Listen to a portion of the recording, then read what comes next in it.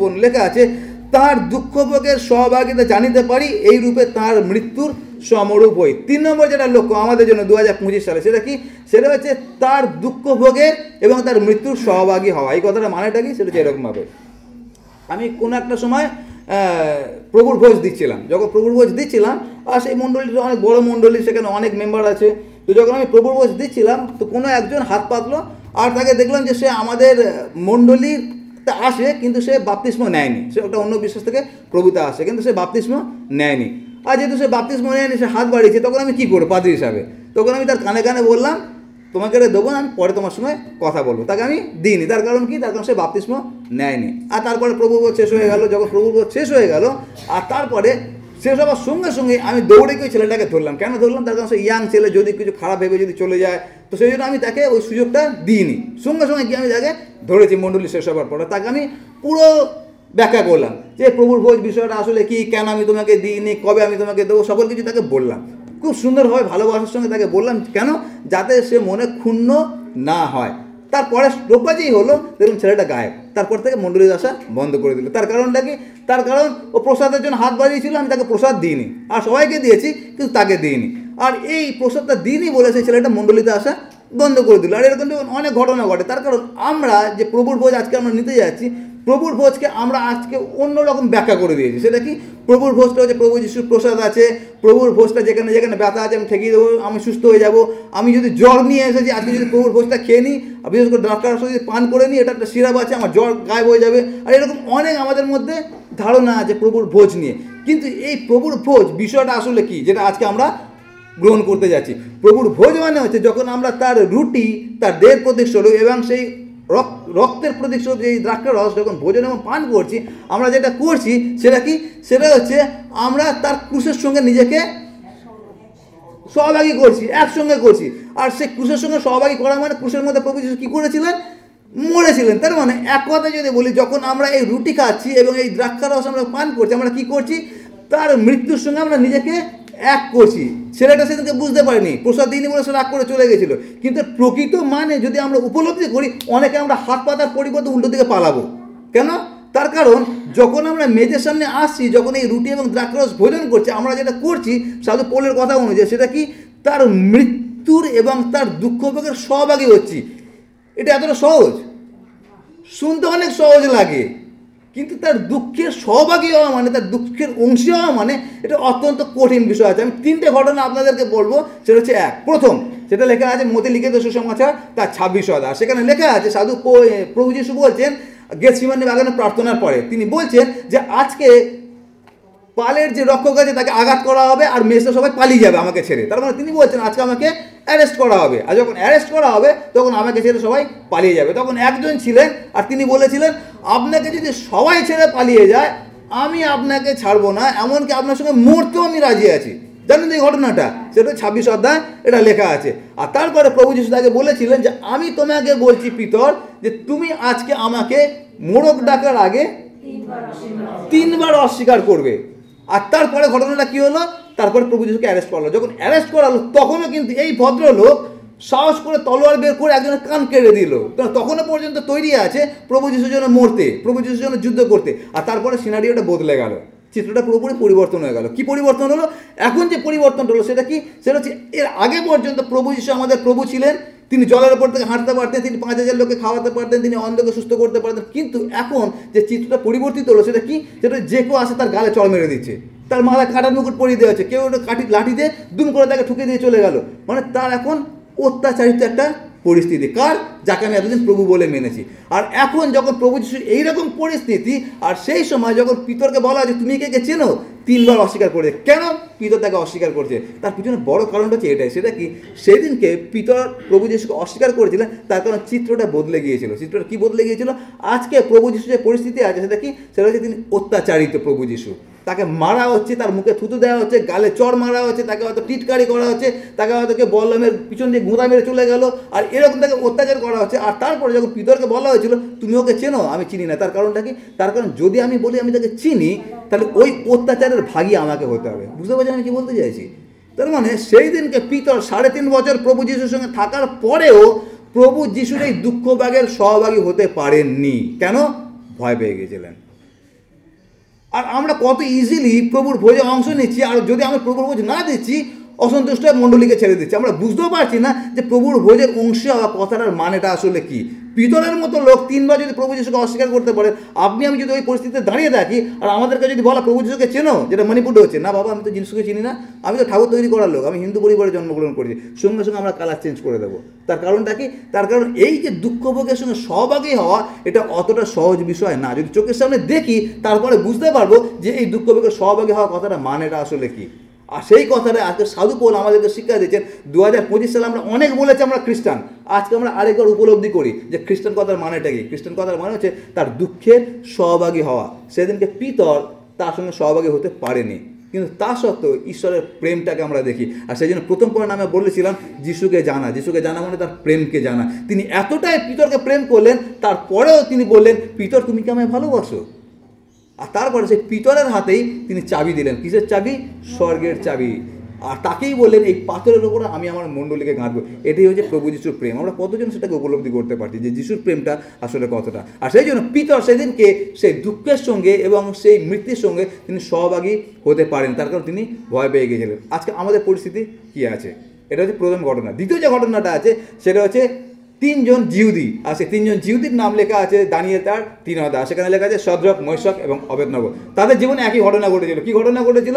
নবুকদনেসর রাজা একটা বিশাল বড় প্রতিমা তৈরি করলেন, 90 ফুট লম্বা এবং 9 ফুট চওড়া। আর বলা হলো যে কেউ এই প্রতিমার সামনে প্রণিপাত না করবে তাকে আগুনে ফেলে দেওয়া হবে। সেখানে আরও অনেক জিহুদিরা ছিল, তারা সবাই প্রণিপাত করেছিল, কিন্তু 3টে ছেলে প্রণিপাত করেনি। আর তারপরে নবুকদনেসর রাজা সরাসরি তাদেরকে বলছে তোমাদের কাছে 2টো চয়েস। কি? এক হচ্ছে প্রণাম করো, দ্বিতীয়টা কি? দ্বিতীয়টা তোমাদেরকে আগুনে ফেলে দেবে। তার মানে তাদের কাছে এটাই ছিল। কি?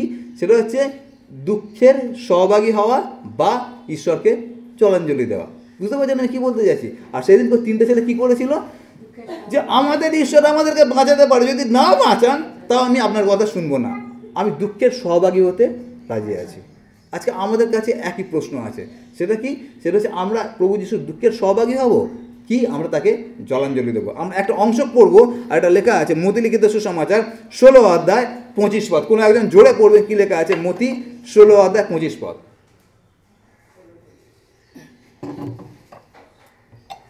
মতি 16:25।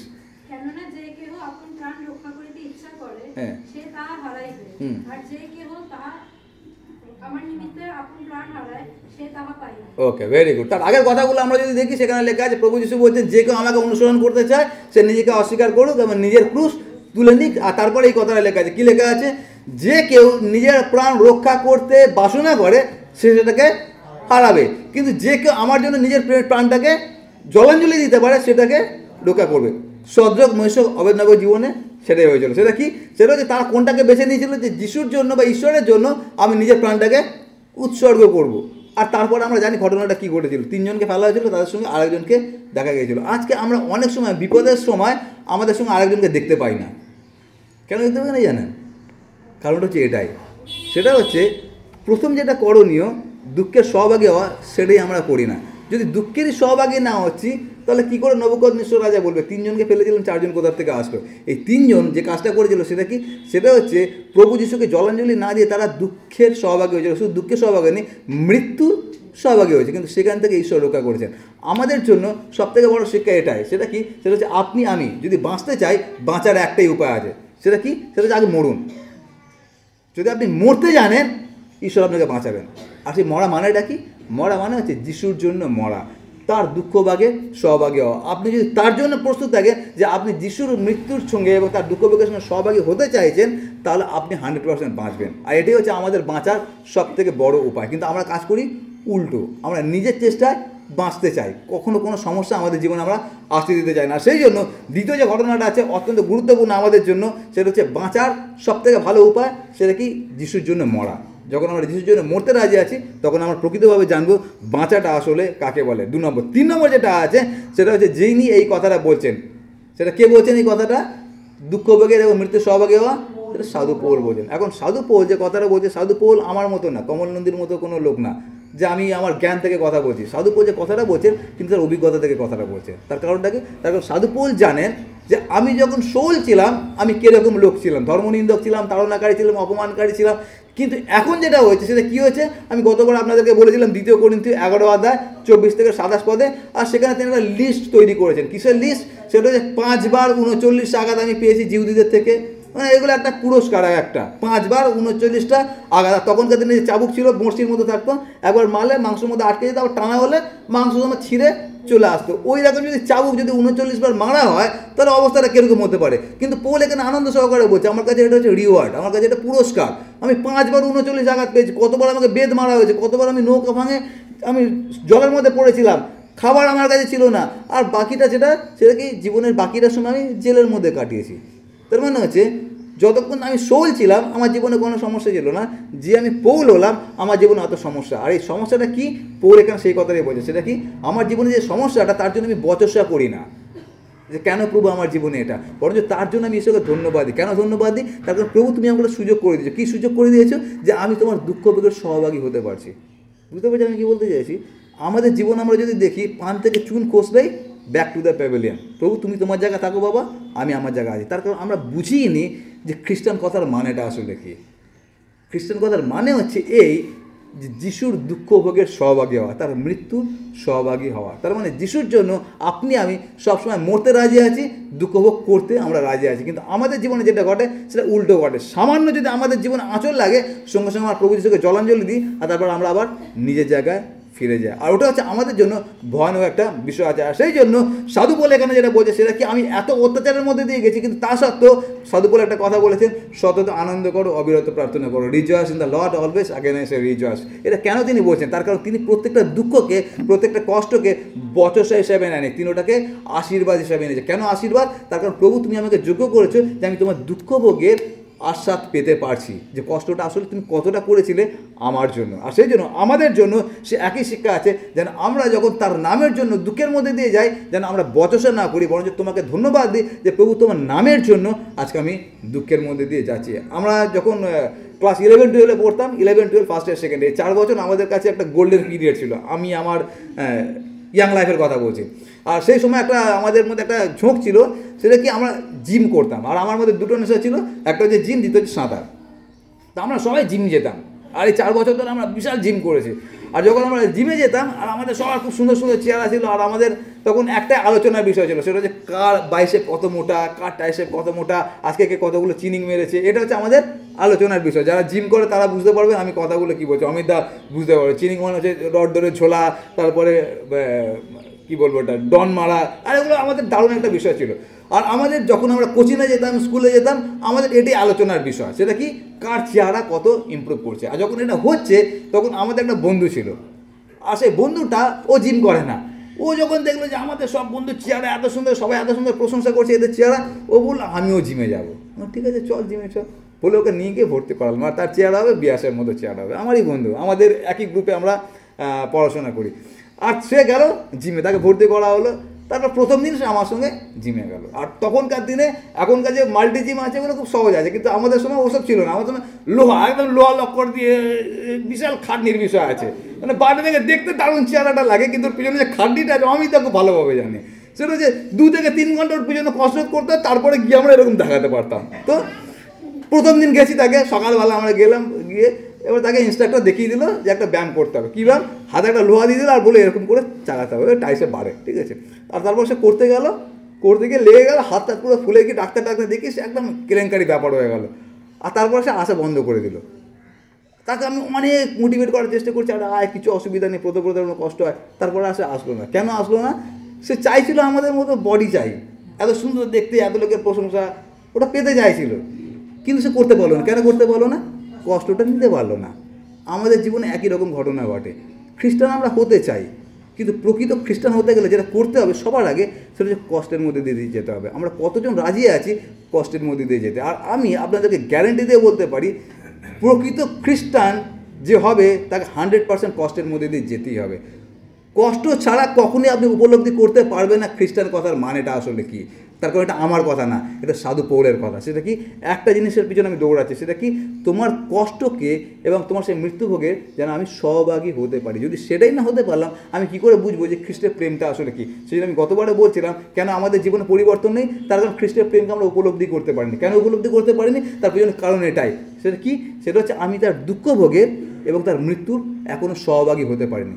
সহভাগী হতে পারিনি বলেই তার প্রেমটাকে এখনও পর্যন্ত আমি উপলব্ধি করতে পারিনি। আর সেই জন্য আজকে আমাদের জন্য যে 3 নম্বরটা আছে, 3 নম্বরটা কি, সেটা যেন আমরা তার দুঃখের এবং তার মৃত্যুর যেন সহভাগী হতে পারি। কিছু সপ্তাহ আগে কোনো একজন মাসিমা আমার কাছে আসলেন, আর আমি মাসিমাকে জিজ্ঞাসা করলাম, মাসিমা কেমন আছেন? আমার থেকে অনেক বড়, আমার মায়ের থেকে হয়তো তিনি বয়সে অনেক বড়। তো মাসিমা কেমন আছেন, শুধু এইটুকু জিজ্ঞাসা করছি, মাসিমা কেমন আছেন। তিনি কিছু কথা বলার আগে দেখলাম চোখ দুটো পুরো জলে ভরে গেল। তারপরে তিনি আমার পাশে বসলেন আর বললেন, বাবা জানো কালকে কি হলো? কি হলো? বলছে, কালকে আমি রাস্তা দিয়ে যাচ্ছিলাম আর আমার 3টে নাতি নাতনিকে একসঙ্গে দেখতে পারলাম। আর আমার খুব আনন্দ লাগলো যে 3টে নাতি নাতনিকে একসঙ্গে দেখতে পেয়েছি, আর আমি তাদের সঙ্গে কথা বলতে গেলাম। যে বড় দুটো নাতি নাতনি তারা আমাকে দেখে পালিয়ে গেল, দৌড়ে পালিয়ে গেল, আমার সঙ্গে কথা বললো না। কিন্তু যে ছোটোটা ছিল, ছোটো মেয়েটা আমার সঙ্গে কথা বলেছে, আর আমি তাকে কোলে নিয়ে আদর করলাম। কিন্তু তার বাবা পাশে ছিল, আর তার বাবা আমার কোল থেকে কেড়ে নিয়ে বাচ্চাটাকে খুব বকাবকি করেছে। কেন? তার কারণ আমার সঙ্গে কথা বলেছে। কিছু বুঝতে না কি হলো? যেটা হলো সেটা হচ্ছে এই মহিলা তিনি প্রভু যিশুকে জেনেছেন। গতবারে তাকে আমরা বাপ্তিস্ম দিয়েছি। আর যখন প্রভু যিশুকে সে জেনেছে, তার ছেলেরা তাকে ঘর থেকে বের করে দিয়েছে, বলে তোমার সঙ্গে আর কোনো সম্পর্ক নেই, তার কারণ তুমি ধর্মত্যাগ করেছো। আর তার ছেলেরা বলে ডেকেছে তার বাচ্চাদেরকে যে দিদার সঙ্গে ঠাকুমার সঙ্গে তোরা কেউ কথা বলবি না। এখন এই মহিলা, বয়স্কা মহিলা, সে আমাকে বলছে তুমি খালি একটু প্রার্থনা করো যেন আমি নাতি নাতনিদেরকে একটু কোলে নিয়ে আদর করতে পারি। নাতি নাতনিদের সঙ্গে কথা বলার পারমিশন তার নেই। কথা বলার আগে তার চোখ দিয়ে জল বেরিয়ে যায়। আমি জানি না আপনারা কতজন সেটা উপলব্ধি করতে পারছেন, যে এতটা নাতি নাতনিকে ভালোবাসে, তাদের সঙ্গে একটু আদর করবে, তাদের সঙ্গে একটু কথা বলবে, সে অনুমতি নেই। কেন অনুমতি নেই? শুধুমাত্র যিশুকে গ্রহণ করেছে বলে। কষ্টের মধ্যে দিয়ে যা মানেই এই না যে আপনি যিশুর নামের জন্য কষ্টের মধ্যে দিয়ে যাচ্ছেন। আমি যেটা বলতে চাইছি সেটা হচ্ছে কষ্টের মধ্যে দিয়ে কখন যাচ্ছেন? যখন যিশুর নামের জন্য আপনি কষ্টের মধ্যে দিয়ে যাচ্ছেন। সেটাই হচ্ছে প্রকৃতভাবে প্রভু যিশুর কষ্টের সহভাগী হওয়া এবং তার মৃত্যুর সহভাগী হওয়া। আর সেই জন্য আমাদের ওই একই অভিজ্ঞতা অর্জন করার দরকার আছে যে যিশুর জন্য আমরা দুঃখের মধ্যে দিয়ে যাচ্ছি। সেটা হতে পারে মানসিক, সেটা হতে পারে শারীরিক, সেটা হতে পারে সকল কিছু। কিন্তু আমরা কতজন আছি যে আমরা সত্যি প্রভু যিশুর জন্য আমরা দুঃখের মধ্যে দিয়ে আজকে যাচ্ছি? আর সেই জন্য সাধু পৌল আমাদেরকে যেটা বলছে অত্যন্ত গুরুত্বপূর্ণ বিষয়, সেটা হচ্ছে খ্রিস্টান কথার মানে হচ্ছে তার দুঃখভোগের এবং তার মৃত্যুর যেন আমরা সহভাগী হতে পারি। আর এটাই 2025 সালে যেন আমাদের লক্ষ্য হয় যে প্রভু আমি তোমার মৃত্যুর এবং তোমার দুঃখ ভোগে যেন সহভাগী হতে পারি। 4 নম্বর যেটা আছে, 4 নম্বরটা হচ্ছে এরকম। 4 নম্বরটা যা 3 নম্বর আমি বললাম, প্রথমে আমি কি বলেছিলাম? তার প্রেমকে জানা। দ্বিতীয়টা আমি কি বলেছি? পুনরুত্থানের শক্তি। আর 3 নম্বরটা কি? দুঃখ ভোগে সহভাগী হওয়া। আর এই 3টে যেটা করতে হলে যেটা করা দরকার আছে সেটা কি? সেটা হচ্ছে ধৈর্য থাকার দরকার আছে। ধৈর্য সহকারে আমরা যেন তার পিছনে যেতে পারি। আর এটা হচ্ছে ছোটোবেলায় আমি খুব খেলাধুলা করতাম, কেন আমাদের যে বড় হওয়াটা একটু বন্য টাইপের বড় হওয়া। ছোটোবেলা থেকে একদম খালি পায়ে দৌড়াদৌড়ি করতাম, আর আমি নিজেকে ভাবতাম আমি খুব ভালো খেলা করতে পারি, আমি খুব ভালো দৌড়াতে পারি, এরকম আমার একটা মানসিকতা ছিল। আর দেখবেন বাচ্চাদের ওটাই হয়।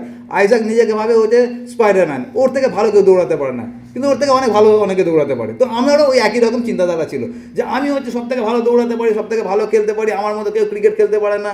আর তারপরে স্কুলে স্পোর্টস হলো, এখন স্কুলে স্পোর্টস হলো, সব কিছু নাম দিয়ে দিলাম, আমার মতো কে দৌড়াতে পারে, সব কিছু নাম দিয়ে দিয়েছি। তারপরে এবারে আমাদের ওখানে যে মাঠ আছে, মাঠে দৌড় হবে, সব স্কুলের ছেলেরা গেছি, সবাইকে নাম ডেকেছে, আর আমরা সব লাইনে দাঁড়িয়ে আছে। আর আমি দাঁড়িয়ে দাঁড়িয়ে ভাবছি, আর এরা আমার সঙ্গে কী দৌড়াবে? আমি যা দৌড়াই আমার পাড়ায়, আমার সঙ্গে কেউ দৌড়াতে পারে না, একবার বাঁশিটা বাজাক না, তারপর দেখিয়ে দিচ্ছি। সব দাঁড়িয়ে আছে খুদে তখন আমরা কোথায় ক্লাস 5-6-এ পড়ি। আর তারপরে বাঁশিটা যেই করে বাজানো হলো, বাঁশি বাজার সঙ্গে সঙ্গে আমি বুঝতে পারলাম আরে বাবরা, আমি শুরু করার আগে দেখলাম সবাই মাঝ পথে মানে হাফ রাস্তা চলে গেছে। আমি আরে বাবরে, আমি নিজেকে ভাবছিলাম আমি অনেক জোরে দৌড়ি, এরা কোথায় চলে গেছে। আমি একটুখানি দৌড়ে ওখান থেকে বাড়িতে পালিয়ে এসেছি, আর দৌড়াইনি। তার কারণ আমি বুঝে গেছি এদের সঙ্গে দৌড়ানো আমার হবে না। তো সুতরাং যখন হবেই না, অতটা শুধু কেন দৌড়ে, ওখান থেকে সোজা বাড়ি। খ্রিস্টের পথে যখন আমরা দৌড়াচ্ছি, যদি আমার মতো মানসিকতা আপনারা রাখেন, কেউ আমরা জীবন মুকুট পাবো না। এটা সাধু পৌলের কথা অনুযায়ী তিনি বলেছেন, পশ্চাৎস্থিত সকল বিষয়কে আমি ভুলে গিয়ে একটাই কাজ করছি, সেটা কি? সম্মুখস্থ বিষয় আমি ধাবন ক্ষেত্রে দৌড়াচ্ছি। আশেপাশে দেখে যেন আমরা হতাশ না হই, আমরা একটাই কাজ করি, সেটা কি? ধৈর্য সহকারে যেন আমরা দৌড়াতে পারি। তার কারণ পুরস্কার গ্যারান্টি। আর সেটা আমরা মনে রাখবো। সেই জন্য সাধু পৌল একটা খুব সুন্দর কথা বলেছেন রোমিও তার 5 অধ্যায় 3 থেকে 5 পদ, যেটা আজকে আমরা পড়েছি। রোমিও তার 5 অধ্যায় 3 থেকে 5 পদ, কেউ যদি পান আবার জোরে পড়বেন। রোমিও 5 অধ্যায় 3 থেকে 5 আমি পড়ছি। লেখা আছে, ক্লেশ ধৈর্যকে, ধৈর্য পরীক্ষা সিদ্ধতাকে, এবং পরীক্ষা সিদ্ধতা প্রত্যাশাকে উৎপন্ন করে, আর প্রত্যাশা লজ্জাজনক হয় না। কথাটা মানে বুঝতে পারছেন? কষ্ট কি উৎপন্ন করে? লেখা আছে কষ্ট ধৈর্যকে উৎপন্ন করে, আর ধৈর্য পরীক্ষা সিদ্ধতাকে, আর পরীক্ষা সিদ্ধতা কখনো। এবারে আমরা যে রিওয়ার্ড পাচ্ছি না, পুরস্কার পাচ্ছি না, গন্ডগোলটা কোথাও আছে বুঝতে পারছেন? শুরু হচ্ছে কোথার থেকে? ক্লেশ থেকে। ক্লেশের চলতি ভাষা কি? কষ্ট থেকে। কিন্তু কষ্ট নিতেই তো আমরা রাজি নেই, অথচ আমরা পুরস্কার পেতে চাইছি। তাহলে ব্যাপারটা কীরকম হলো? এখানে সাধুপুর সেই কথাটাই বলছে, তার মৃত্যুর এবং তার দুঃখ পেয়ে সহভাগী হতে গেলে যেটা দরকার, ধৈর্য দরকার। ধৈর্য শুরুটা কোথা থেকে হচ্ছে? ক্লেশ থেকে হচ্ছে। ক্লেশটাকে যদি হজম করি তাহলে পাবো আমি ধৈর্য, আর যদি ধৈর্যটা পাই সেটাতে আমাকে দেবে পরীক্ষা সিদ্ধতা। পরীক্ষা সিদ্ধতা যদি পাই তাহলে আমি পাবো জীবন মুকুট। আমরা সবাই চাইছি জীবন মুকুট পেতে, কিন্তু ক্লেশ আমরা কেউ চাইছি না। কী করে হতে পারে জিনিসটা? আর সেই জন্য পৌল আমাদেরকে যেটা কথাটা বলছে আমরা সবাই মাথায় রাখি, যদি আপনি যিশুর নামের জন্য আর আপনি খ্রিস্টের পথে থাকার জন্য যদি আপনি কষ্টের মধ্যে দিয়ে যাচ্ছেন, ওই কষ্টটা আপনার ক্ষতির জন্য না, ওই কষ্টটা আপনার উপকারের জন্য। কেন? কেন কি ওই কষ্টটা আপনাকে ধৈর্য তৈরি করবে, আর ওই ধৈর্যটা পরীক্ষা সিদ্ধতাকে দেবে। ওই পরীক্ষা সিদ্ধতা আপনাকে জীবন মুকুট পেতে সাহায্য করবে। আর নাহলে আমার মতো অবস্থা হবে, যখন দেখবো সবাই হাফ মাঠ পর্যন্ত পৌঁছে গেছে আমি সোজা বাড়ি। ওটা যেন আমরা না করি। আমরা সবাই জীবন মুকুট পাওয়ার জন্য আমরা দৌড়াচ্ছি। আর সেই জন্য 4 নম্বরটা যেটা কি, সেটা হচ্ছে আমরা যে দৌড়াচ্ছি আমরা যেন ধৈর্য সহকারে দৌড়াই, নিরুৎসাহ যেন না হয়। তার কারণ 2024 সালে হয়তো অনেক ঘটনা শয়তান ঘটিয়েছে আমাদের জীবনে, যেখানে আমরা নিরুৎসাহ হয়ে গেছি। হতে পারে 2025 সালে হয়তো অনেক ঘটনা ঘটবে, আমরা অনেকবার নিরুৎসাহ হব। কিন্তু একটা জিনিস আমরা মনে রাখি, ঈশ্বর নিয়ন্ত্রণে আছেন। আর সেই জন্য আমরা যেন ধৈর্য রাখতে পারি এবং সেই অনুযায়ী দৌড়াতে পারি, যেন জীবনের শেষে গিয়ে জীবন মুকুটটাকে পেতে পারি। আর এই 4টে জিনিস যখন আমরা কমপ্লিট করতে পারি, তখন আমাদের জীবনে একটা ঘটনা ঘটে। আর সেই ঘটনাটা লেখা আছে, সেটা কি? সেটা লেখা আছে 11 পদে। লেখা আছে, এটা আমি পড়ছি ফিলিপ্পীয় 3 অধ্যায়, তাঁর মৃত্যুর সময়টুকু বই কোনো মতে যদি মৃতগণের মধ্য হইতে পুনরুত্থানের ভাগী হইতে পারি। আর আমরা এখানে যারা বসে আছি, আমাদের প্রত্যেকের আলটিমেট যেটা প্রত্যাশা, সেটা কি? পুনরুত্থান। আমরা সবাই মরবো, আমরা আবার বেঁচে উঠবো। আর ওটা আমরা থিসলনিকীয় থেকে দেখি না, 4 অধ্যায় লেখা আছে। কি লেখা আছে? যে আমি চাই না তোমরা অজ্ঞাত থাকো। কী অজ্ঞাত থাকো? যে মৃত্যুর পরে তোমরা কোথায় যাচ্ছ। আর ওটা হচ্ছে আমাদের কাছে সবথেকে বড় প্রত্যাশা। আমরা যখন কবর দিতে যাই, এটাই হচ্ছে আমাদের কাছে সবথেকে বড় প্রত্যাশার বাণী। সেটা কি? সেটা হচ্ছে যে কেউ মরে গেছে সে পুনরুত্থিত হবে। আর আমাদের সকলের কাছে ওই একটাই গ্যারেন্টি আছে, সেটা কি? আমরা সবাই পুনরুত্থিত হব। কিন্তু বুঝতে পারছেন, এই পুনরুত্থিত তো হব, আনন্দের কথা, কিন্তু এর পিছনে যে 4টে জিনিস লুকিয়ে আছে, কতটা একটা গুরুত্বপূর্ণ বিষয় আছে। সেটা কি? 1, তার প্রেমকে জানা বা খ্রিস্টকে জানা। দ্বিতীয়টা কি? পুনরুত্থানের শক্তি যেন আপনার আমার মধ্যে কাজ করে, মানে পুরনো স্বভাবকে যেন মেরে ফেলে এবং কবরে দিয়ে দিই। বারবার যেন 2024 সালে বারবার কমলনন্দী বেরিয়ে এসছে, 2025 সালে যেন বেরিয়ে না আসে, মেরে যেন ফেলতে পারে আমার পুরনো স্বভাবকে। চিন্তায়, কথায়, কাজে যেন দেখাতে পারি যে আমি নতুন সৃষ্টি হয়েছি, তার পুনরুত্থানের শক্তি আমার মধ্যে কাজ করেছে। 3 নম্বরটা কি? দুঃখের যেন আমরা সহভাগী হতে পারি, তার শুধু দুঃখ না, তার মৃত্যুর সঙ্গে যেন আমরা সহভাগী হতে পারি। 4 নম্বরটা কি? যেন আমরা ধৈর্য হতে পারি। যখন এই 4টে জিনিস আমাদের জীবনে কমপ্লিট হয়, তারপরে 5 নম্বরটা আছে, রিওয়ার্ডটা আসে। রিওয়ার্ডটা কি? সেটা হচ্ছে পুনরুত্থান আমরা সবাই পেতে চাই, কিন্তু এই 4টে জিনিস আমাদের করণীয় আছে। আর সেই জন্য এই 2025 সালে আমাদের টার্গেট এটা হোক যে প্রভু আমরা সবাই পুনরুত্থিত হতে চাই। আর সেই পুনরুত্থান হওয়ার জন্য যেটা দরকার আছে, এই 4টে টার্গেট যেন আমরা কমপ্লিট করতে পারি, নিরুৎসাহ না হয়ে যেন আমরা লক্ষ্যের অভিমুখে দৌড়াতে পারি। আর কথা একটাই, সেটা কি? পশ্চাৎ পিছনে যা কিছু বিষয় সেটাকে ভুলে গিয়ে সম্মুখের বিষয়গুলোর জন্য যেন আমরা ঊর্ধ্ব দিকস্থ আহ্বানের পণ পাইবার জন্য আমরা ধাবন ক্ষেত্রে দৌড়াতে পারি। আসলে আমরা প্রার্থনা করি।